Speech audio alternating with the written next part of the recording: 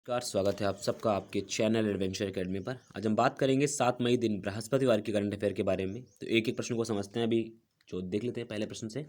हाल ही में जारी feature photography के लिए पुलित्जर पुरस्कार किसे प्रदान किया गया?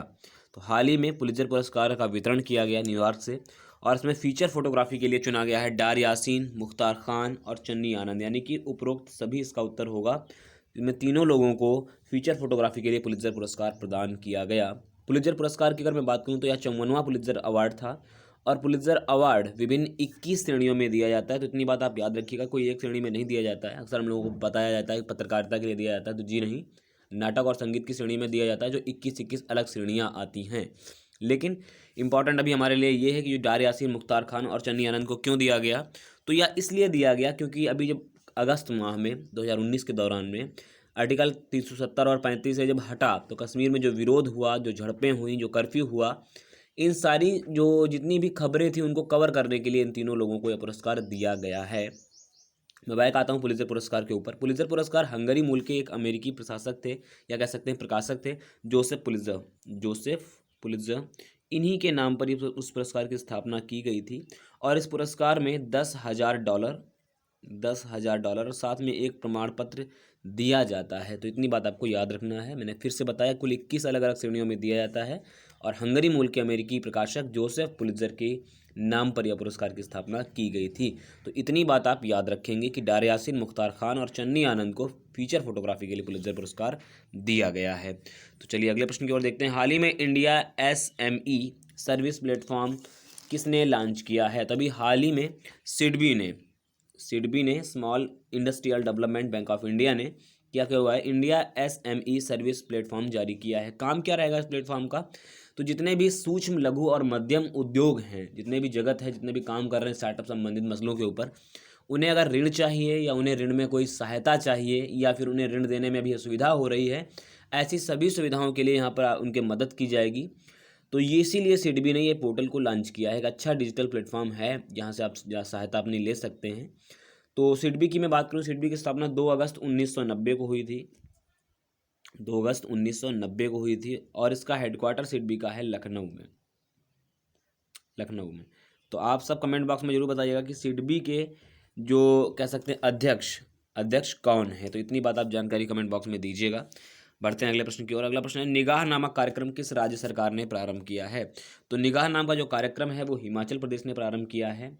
हिमाचल प्रदेश ने निगाह नाम के कार्यक्रम में रखा क्या है, जैसे कि जितने भी लोग प्रवासी आ रहे हैं, जैसे अलग अलग राज्यों से आ रहे हैं, उनकी आप सूचना राज्य सरकार को देंगे, इसीलिए निगाह नाम की व्यवस्था की गई है। और आप सब जानते हैं कि ग्रामीण स्तर पर या शहरी स्तर पर एक आशा होती हैं, आशा कार्यकर्ती होती हैं, ये काम उनको दिया जाएगा कि जो भी व्यक्ति आएगा बाहर से, प्रवासी, चाहे उत्तर प्रदेश से आए, बिहार से आए, जहाँ से भी आए काम करने के बाद, तो उसकी पूरी जानकारी मिलनी चाहिए। तो इसीलिए निगाह नाम का कार्यक्रम किसने शुरू किया है? तो शुरू किया है हिमाचल प्रदेश सरकार ने। थोड़ी सी आशा की जानकारी ले लीजिएगा। आशा वर्तमान में 33 राज्यों में, यूटी और अदर राज्यों की मैं बात करूं तो लगभग कुल 33 राज्यों में काम चल रहा है आशा का काम कहाँ नहीं चलता है? तो आशा का गोवा और पदुचेरी और उसके अलावा चंडीगढ़ में आशा की कोई व्यवस्था नहीं है, यानी आशा जैसी कोई व्यवस्था नहीं की गई है इन तीनों जगह पर। बाकी सब जगह व्यवस्था है। ठीक है, तो इतनी बात आपको याद रखना है कि आशा ही काम करेंगे इसके ऊपर। और निगाह नाम की जो योजना प्रारंभ करी है, कार्यक्रम प्रारंभ किया है, हिमाचल प्रदेश सरकार ने प्रारंभ किया है। कल अगर आपको याद हो, कल भी एक हिमाचल प्रदेश से जुड़ा हुआ क्वेश्चन था, मुख्यमंत्री शहरी रोजगार गारंटी कार्यक्रम, जिसमें शहरी निवासियों को कम से कम 120 दिनों का काम देने की बात कही गई थी। मैं बार बार कहता हूँ, यहाँ की आधिकारिक भाषा संस्कृत और हिंदी है। अगर एरिया की बात करूँ तो 55,673 वर्ग किलोमीटर इसका क्षेत्रफल है। पूर्व में इसका भाग तिब्बत से, पश्चिम में पंजाब से, दक्षिण पश्चिम में हरियाणा से, और दक्षिण पूर्व उत्तराखंड से मेल खाता है। यहाँ के जो सीएम हैं उनका नाम है जयराम ठाकुर जी। तो याद रखिएगा, हिमाचल का जो मूल अर्थ होता है वो बर्फ से ढका होता है। तो चलिए अगले प्रश्न की ओर बढ़ते हैं। यहाँ से इतनी जानकारियाँ पर्याप्त थी। मनरेगा कार्य के दिनों में वृद्धि करने के लिए झारखंड सरकार ने कौन सी योजना प्रारंभ करी है? तो अभी झारखंड सरकार ने जितनी भी आपको दिखाई दे रही हैं, एक तो बिरसा हरित ग्राम योजना ये भी प्रारंभ करी है, नीलांबर पीतांबर जल समृद्धि योजना ये भी प्रारंभ करी है, पोतो हो खेल विकास योजना ये भी प्रारंभ की है। देखिए क्या है कि लोगों को जो कह सकते हैं मैन पावर है, मैन पावर को ज़्यादा से ज़्यादा काम मिल पाए, इसीलिए 3 नई कल्याणकारी योजनाएं प्रारंभ करी गई हैं। तो तीनों के अलग अलग काम है। जैसे कि बिरसा हरित ग्राम योजना की बात करूं तो जितनी भी परती भूमि है, इस परती भूमि में बेहतरीन तरीके से कह सकते हैं कि वनों कह सकते हैं वनाच्छादन किया जाए या वनीकरण किया जाए, वन लगाया जाए। उसके अलावा नीलांबर पीतांबर जल समृद्धि योजना के तहत जल का संरक्षण करने की बात कही गई है, कृषि संबंधी मसलों के लिए इसमें प्रयोग में बाद में आ सके। तो जल संरक्षण की बात कही गई है किसमें, नीलांबर पीतांबर जल समृद्धि योजना में। पोतो हो खेल विकास का मतलब ये है जितने भी अगर कह सकते हैं कि ज़मीन ऐसी पड़ी हुई हैं बेकार की, वहाँ पर खेल का मैदान विकास किया जाए, खेल के मैदान को डेवलप करने के लिए इसे चालू किया। तो ये तीनों योजनाओं का अपना अलग अलग काम है, तो इतनी बात याद रखिएगा। झारखंड के सीएम है कौन, हेमंत सोरेन। और भी अभी आपको याद होना चाहिए कि रिसेंट में मनरेगा की मजदूरी भी बढ़ाई गई है। मनरेगा की मजदूरी की मैं अगर बात करूं तो मनरेगा की मजदूरी 182 रुपये पहले तय की गई थी, लेकिन जब से लॉकडाउन चल रखा है तब से 202 रुपये कर दी गई है। तो मनरेगा की जो रोजगार कह सकते हैं कि डेली की आय थी उसे बढ़ा दिया गया, 182 रुपये से 202 रुपये कर दिया गया है। ठीक है, याद रखनी इतनी बात। और मनरेगा 2006 में स्टार्ट हुई थी, रोजगार अधिनियम 2005 के तहत इसका गठन किया गया, लेकिन 2006 से इसका प्रारंभ किया जाता है। तो इतनी बात सारी याद रखिएगा आप। अगला प्रश्न की ओर चलते हैं। नागरिक उड्डयन मंत्रालय ने हाल ही में कौन सा पोर्टल जारी किया है?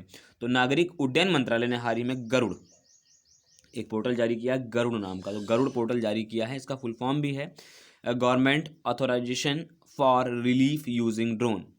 गवर्नमेंट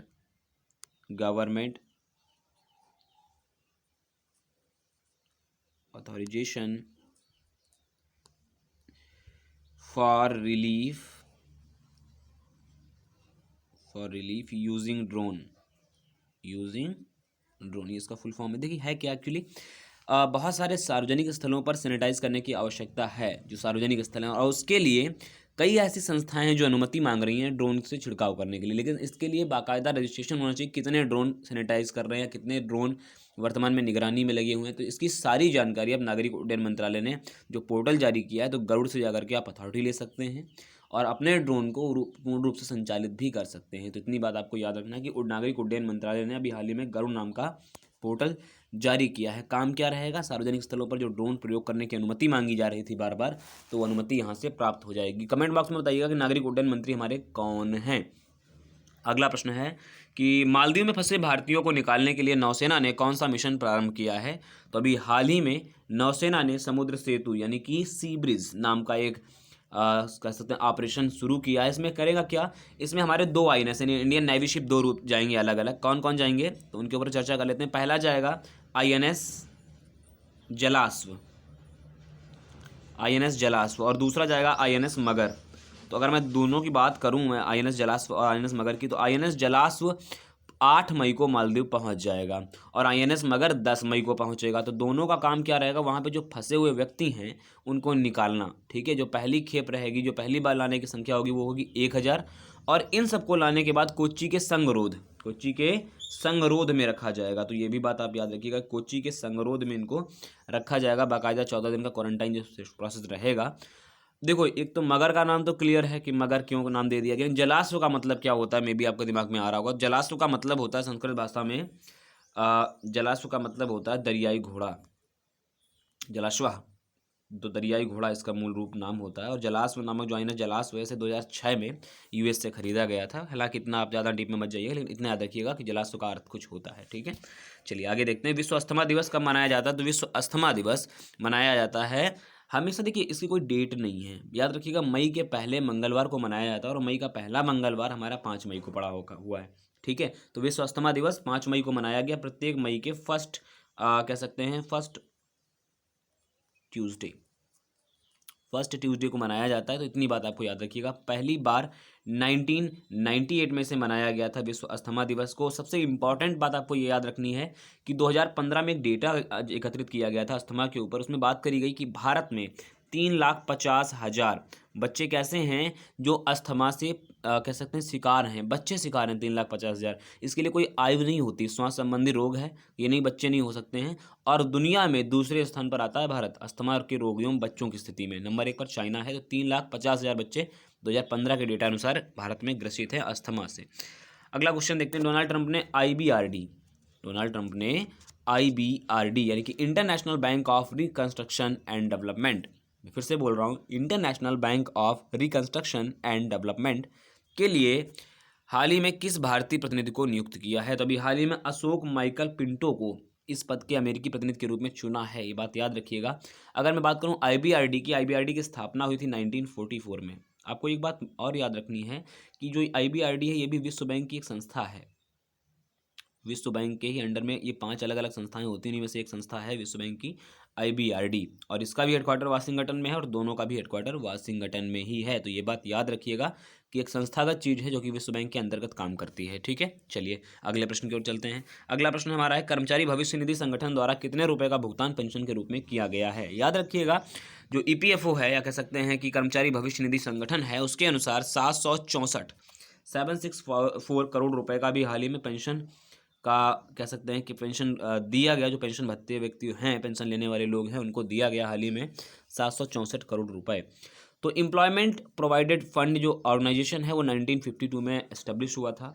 1952 में ये संगठन स्थापित हुआ, और इसके संगठन के स्थापित होने के बाद आपको एक बात याद रखनी, जितने भी पेंशनर होते हैं या ड्यूटी पर लोग मर जाते हैं या उनको पैसा मिलना, या उनके जगह पर आप लोग देखते हैं ड्यूटी किसी बच्चे को देना, ये सारा काम ईपीएफओ का होता है। तो इतनी बात आप सब याद रखिएगा कि ईपीएफओ सारा चीज़ें ऑर्गेनाइज करती है संगठन के रूप में। तो अभी हाल ही में 764 करोड़ रुपए ईपीएफओ द्वारा दिए गए हैं। अगला क्वेश्चन है, आर्मी ट्रेनिंग कमांड सेंटर की कमान किसे सौंपी गई है। तभी हाल ही में लेफ्टिनेंट जनरल राज शुक्ला को इस पद पर नियुक्त किया गया। आर्मी सेंटर के कमांड सेंटर के जो प्रमुख के रूप में इन्हें बनाया गया है, राज शुक्ला जी को। तो ये बात आप याद रखेंगे। अगर राज शुक्ला जी की मैं बात करूं तो खासा जाना माना नाम है, द आर्मी वार कॉलेज के कमांडेंट भी रह चुके हैं वहाँ पर। और उसके अलावा आपको ये याद रखना है कि थल सेना से जुड़ा हुआ विषय है। तो हमारे जो थल सेना प्रमुख हैं वो हैं 28वें, और 28वें सेना प्रमुख का नाम है मनोज मुकुंद नरवाने। और अगर मैं बात करूं अपने कह सकता हूं थल सेना का, तो हेडक्वार्टर दिल्ली में है। और उसके अलावा आदर्श वाक्य आपसे एग्जाम में पूछ लेता है थल सेना का, तो सर्विस बिफोर सेल्फ, याद रखिएगा। तो ये थे हमारे आज के 10 क्वेश्चन। कैसा लगा वीडियो अपनी राय जरूर कमेंट बॉक्स में दीजिएगा। वीडियो अगर अच्छा लगता है तो लाइक करें, शेयर करें, कमेंट करें, और चैनल को सब्सक्राइब करना ना भूलें। बने रहें हमारे साथ। नमस्कार।